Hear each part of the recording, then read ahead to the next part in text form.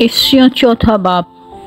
बस मैं जो खुदावंद में कैदी हूँ तुमसे इल्तमास करता हूँ कि जिस बुलावे से तुम बुलाए गए थे उसी के लायक चाल चलो, यानी कमाल, फरोतनी और हिलम के साथ तहम्मुल करके मोहब्बत से एक दूसरे की बर्दाश्त करो और इसी कोशिश में रहो कि रूह की जगानगी सुलह के बंध से बंधी रहे और एक ही बदन है और एक ही रूह। चनाचे तुम्हें जो बुलाए गए थे अपने बुलाए जाने से उम्मीद भी एक ही है, एक ही खुदावंद, एक ही ईमान, एक ही बपतिस्मा और सबका खुदा और बाप एक ही है जो सबके ऊपर और सबके दरमियान और सबके अंदर है और हम में से हर एक पर मसीह की बख्शिश के अंदाज़ा के मुआफिक फजल हुआ। इसी वास्ते वो फरमाता है कि जब वो आलम बाला पर चढ़ा तो कैदियों को साथ ले गया और आदमियों को इनाम दिए। उसके चढ़ने से और क्या पाया जाता सिवाय इसके कि वो ज़मीन के नीचे के इलाका में उतरा भी था और ये उतारने वाला वही है जो सब आसमानों से भी ऊपर चढ़ गया ताकि सब चीज़ों को ममूर करे। और उसी ने बास को रसूल और बास को नबी और बास को मुबशर और बास को चरवाहा और उस्ताद बनाकर दे दिया ताकि मुकद्दस लोग कामिल बने और खिदमत गुजारी का काम किया जाए और मसीह का बदन तरक्की पाए, जब तक हम सब के सब खुदा के बेटे के ईमान और उसकी पहचान में एक ना हो जाएं और कामिल इंसान ना बने, यानी मसीह के पूरे कद के अंदाज़ा तक ना पहुंच जाएं, ताकि हम आगे को बचे ना रहें और आदमियों की बासकरी और मकारी के सबब से उनके गुमराह करने वाले मंसूबों की तरफ हर एक तालीम के झोंके से मौजों की तरह उछलते बहते ना फिरें, बल्कि मोहब्बत के साथ सच्चाई पर कायम रहकर और उसके साथ जो सर है यानी मसीह के साथ पवित्र होकर एक तरह से बढ़ते जाएं, जिससे सारा बदन हर एक जोड़ की मदद से पवित्र होकर एक और गठ कर उस तासीर के माफिक जो बाकदर हर हिस्सा होती है अपने आप को बढ़ाता है ताकि मोहब्बत में अपनी तरक्की करता जाए। मसीह के वसीला से नई ज़िंदगी। इसलिए मैं ये कहता हूँ और खुदावंद में जताए देता हूँ, जिस तरह गैर कौमें अपने बेहुदा ख्यालात के मुआफिक चलती हैं, तुम आइंदा को इस तरह ना चलना, क्योंकि उनकी अक्ल तारीक हो गई है और वो इस नादानी के सबब से जो उनमें है और अपने दिलों की सख्ती के बाइस खुदा की ज़िंदगी से खारिज है।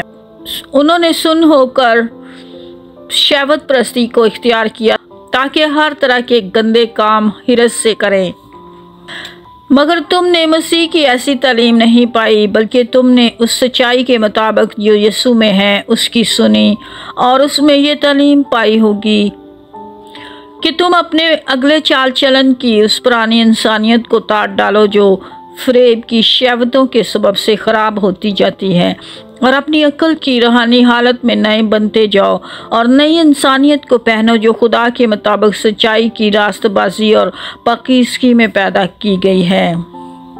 बस झूठ बोलना छोड़कर हर एक शख्स अपने पड़ोसी से सच बोले, क्योंकि हम आपस में एक दूसरे के अज़ू हैं। गुस्सा तो करो मगर गुनाह ना करो। सूरज के डूबने तक तुम्हारी खुफगी न रहे और इब्लीस को मौका ना दो। चोरी करने वाला फिर चोरी ना करे, बल्कि अच्छा पेशा इख्तियार करके हाथों से मेहनत करे ताकि मुताज को देने के लिए उसके पास कुछ हो। कोई गंदी बात तुम्हारे मुंह से ना निकले, बल्कि वही जो ज़रूरत के माफिक तरक्की के लिए अच्छी हो, ताकि इससे सुनने वालों पर फजल हो। और खुदा के पाक रूह को रंजीदा ना करो जिससे तुम पर मुखलिसी के दिन के लिए मोहर हुई। हर तरह की तल्ख मजाजी और कहर और गुस्सा और शोरगुल और बदगोई और हर तरह की बदख्वाही समेत तुमसे दूर की जाए और एक दूसरे पर मेहरबान और नरम दिल हो, और जिस तरह खुदा ने मसीह में तुम्हारे कसूर माफ़ किए हैं तुम भी एक दूसरे के कसूर माफ़ करो। पांचवा बाब, नूर में ज़िंदगी गुजारना। बस अजीज़ फरजंदों की तरह खुदा की मानद बनो और मोहब्बत से चलो, जैसे मसीह ने तुमसे मोहब्बत की और हमारे वास्ते अपने आप को खुशबू की मानद खुदा की नज़र करके कुर्बान किया। और जैसा कि मुकद्दसों को मुनासिब है तुम में हरामकारी और हर तरह की नापाकी या लालच का जिक्र तक ना हो, और ना बेशर्मी और बेहुदा गोई और ठट्ठाबाजी का, क्योंकि ये लायक नहीं बल्कि बरक्स इसके शुक्रगुजारी हो, क्योंकि तुम ये खूब जानते हो कि किसी हरामकार या नापाक या लालची की जो बुत परस्त के बराबर है मसीह और खुदा की बादशाही में कुछ मिरास नहीं। क्योंकि तुमको बेफायदा बातों से धोखा न दे, क्योंकि उन्हीं गुनाहों के सबब से नाफरमानी के फर्जंदों पर खुदा का गज़ब नाज़िल होता है। पास उनके कामों में शरीक ना हो, क्योंकि तुम पहले तरीकी थे मगर अब खुदावंद में नूर हो। बस नूर के फर्जंदों की तरह चलो, इसलिए कि नूर का फल हर तरह की नेकी और रास्तबाजी और सच्चाई है। और तजर्बा से मालूम करते रहो कि खुदावंद को क्या पसंद है, और तरीकी के बेफल कामों में शरीक ना हो, बल्कि उन पर मलामत ही किया करो, क्योंकि उनके पोशीदा कामों का जिक्र भी करना शर्म की बात है। और जिन चीज़ों पर मलामत होती है वो सब नूर से जाहिर होती हैं, क्योंकि जो कुछ जाहिर किया जाता है वो रोशन हो जाता है। इसलिए वो फरमाता है, ऐ सोने वाले जाग और मुर्दों में से जी उठ, तो मसीह का नूर तुझ पर चमकेगा। बस गौर से देखो किस तरह चलते हो, नदानों की तरह नहीं बल्कि दिनाओं की मानद चलो, और वक़्त को गनीमत जानो, क्योंकि दिन बुरे हैं। इस सबब से नदान ना बनो, बल्कि खुदावन की मर्जी को समझो कि क्या है, और शराब में मतवाले ना बनो, क्योंकि इससे बदचलनी वाक़या होती है।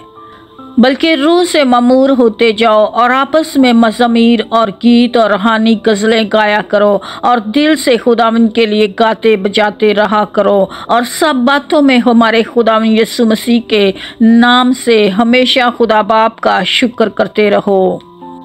बीवियां और शौहर और मसीह के खौफ से एक दूसरे के ताबिया रहो। ऐ बीवियों, अपने शौहरों की ऐसी ताबिया रहो जैसे खुदावन की, क्योंकि शौहर बीवी का सर है, जैसे कि मसीह कलीसिया का है, और वो खुद बदन का बचाने वाला है। लेकिन जैसे कलीसिया मसीह के ताबिया है, वैसे ही बीवियां भी हर बात में अपने शौहरों के ताबिया हों।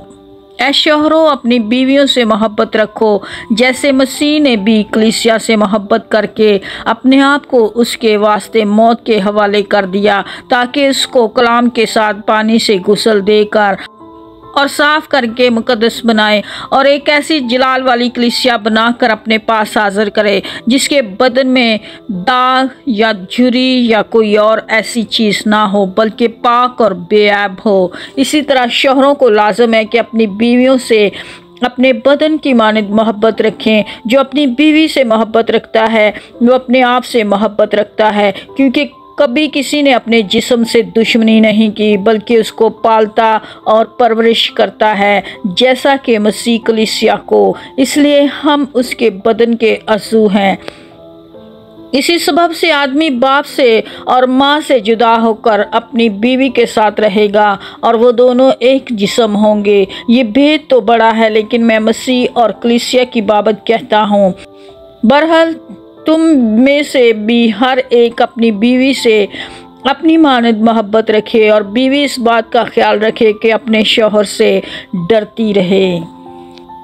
छठा बाब, ऐ फर्जंदो, खुदावन में अपने माँ बाप के फर्मा बरदार रहो, क्योंकि ये वाजिब है। अपने बाप की और माँ की इज़्ज़त कर, ये पहला हुक्म है, जिसके साथ वादा भी है, ताकि तेरा भला हो और तेरी उम्र ज़मीन पर दराज हो। और ऐ औलाद वालों, तुम अपने फर्जंदों को गुस्सा न दिलाओ, बल्कि खुदावन की तरफ से तरबियत और नसीहत दे देकर उनकी परवरिश करो। गुलाम और मालिक, ऐ नौकरों, जो जिस्म के रूह से तुम्हारे मालिक हैं, अपनी साफ दिली से डरते और कांपते हुए उनके ऐसे फरमाबरदार रहो जैसे मसीह के, और आदमियों को खुश करने वालों की तरह दिखावे के लिए खिदमत ना करो, बल्कि मसीह के बंदों की तरह दिल से खुदा की मर्जी पूरी करो। और इस खिदमत को आदमियों की नहीं बल्कि खुदावन की जानकर जी से करो, क्योंकि तुम जानते हो कि जो कोई अच्छा काम करेगा, खा गुलाम हो खा आज़ाद, खुदावन से वैसा ही पाएगा। और ऐ मालिकों, तुम भी धमकियां छोड़कर उनके साथ ऐसा सलूक करो, क्योंकि तुम जानते हो कि उनका और तुम्हारा दोनों का मालिक आसमान पर है, और वह किसी का तरफदार नहीं। खुदा के सब हथियार, गर्ज खुदावन में और उसकी कुदरत के जोर में मजबूत बनो। खुदा के सब हथियार बांध लो, ताकि तुम इब्लीस के मंसूबों के मुकाबला में कायम रह सको, क्योंकि हमें खून और गोश्त से कुश्ती नहीं करना बल्कि हुकूमत वालों और इख्तियार वालों और इस दुनिया की तरीकी के हाकिमों और शरारत की उन रूहानी फ़ौजों से जो आसमानी मकामों में हैं। इस वास्ते तुम खुदा के सब हथियार बांध लो ताकि बुरे दिन में मुकाबला कर सको और सब कामों को अंजाम देकर कायम रह सको। बस सच्चाई से अपनी कमर कसकर और रास्तबाजी का पख्तर लगाकर और पाँव में सुलह की खुशखबरी की तैयारी के जूते पहनकर और उन सब के साथ ईमान की सिपर लगाकर कायम रहो, जिससे तुम इस शरीर के सब जलते हुए तीरों को बुझा सको और नजात का खौद और रूह की तलवार जो खुदा का कलाम है ले लो और हर वक्त और हर तरह से रूह में दुआ और मिन्नत करते रहो और इस गरज से जागते रहो कि सब मुकस्सों के वास्ते बिला नागा दुआ करो और मेरे लिए भी, ताकि बोलने के वक़्त मुझे कलाम करने की तौफीक हो, जिससे मैं खुशखबरी के भेद को दिलेरी से जाहिर करूं, जिसके लिए जंजीर से जकड़ा हुआ इल्ची हूँ, और उसको ऐसी दिलेरी से बयान करूं जैसा बयान करना मुझ पर फ़र्ज है। खुदावन के ज़िंदगी बख्श कलाम के पढ़े सुने और कबूल किए जाने पर खुदावन की बरकत नाज़िल हो। खुदावन का शुक्र हो। आमीन। Thank you for watching. God bless you. आमीन।